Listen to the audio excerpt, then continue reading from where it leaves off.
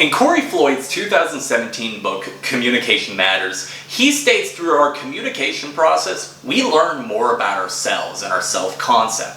Specifically through communicating with others, having that simple conversation, doing a speech, or even learning a new experience. And as somebody who studies communication studies, this is my grad class by the way, this is something that was very passionate to me that I'm interested in.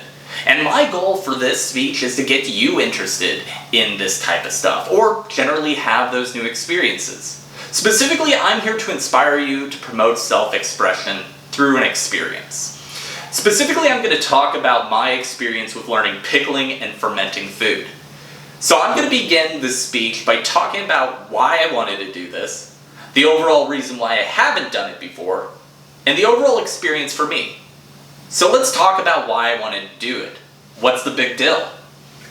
And specifically, I have to go back to 2019, where I reflected on my year and realized I didn't do that much different than 2018, which wasn't that different from 2017. So I set out a goal of learning one new skill each and every month, and I began by pickling and fermenting foods. And specifically, I want to point to Dr. Ludwig in his 2018 article, Fermentating Food Can Add Depth to Your Diet, where he states that pickling your food can actually create microorganisms and add probiotics to the food that you don't normally get in your normal diet.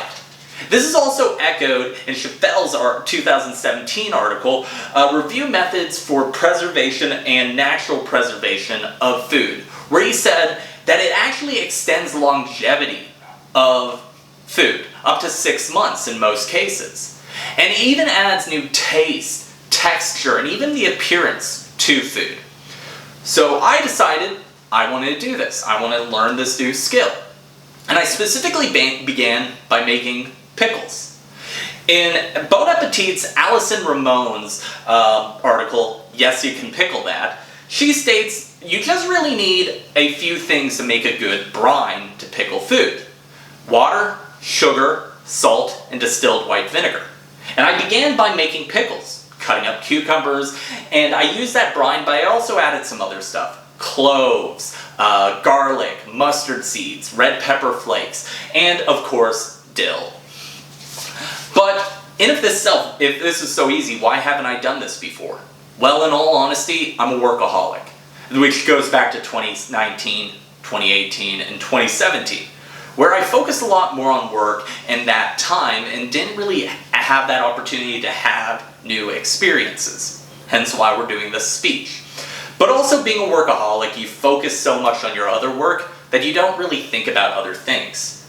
So when it comes to that pickling thing, why would anybody want to pickle when everything is so convenient to you? You can just drive down and get that stuff. You get the joke. But overall, with me, I developed more of an interest through it with YouTube videos, specifically food channels like Binging with Babish and, of course, Bon Appetit, specifically with Brad Leone's It's Alive. And it was something that was interesting to me, and I decided I want to do this. So let's talk where I began. In the month of January, I specifically began by making pickles, but I also made hot sauce too. I used Brad Leone's recipe where I made my brine and pickled habanero peppers and Fresno peppers for about a week and a half with stuff like cardamom pods, garlic, and other types of spices like Maurice Beber. And it really created this very nice hot sauce. It ended up having this very nice heat to it, and you can taste the dried hibiscus leaves too, which helped produce this nice umami flavor behind it. But then I decided I want to continue with this process into the month of February, where I decided I wanted to brew my own beer. And I specifically used Northern Brewing Company's beer making kit to help with this process. And in Chris Colby's article, Brew Beer, The Basics, he states you only really need 4 ingredients. Hops, malt, water, and yeast. And after I boiled down the hops and the malt, I put it into a fermenting jar and let it sit in a dark room between 65 to 75 degrees for about 14 days. And I ended up having this very nice, crisp beer, and I really liked it. Now, for the month of, here's the hot sauce, by the way. Now, for the month of March, I decided I wanted to do something different, and I was originally going to do goat yoga. But stuff happened, and I ended up going to make bread. I specifically made 3 different types of bread: white, wheat, and jalapeno bread.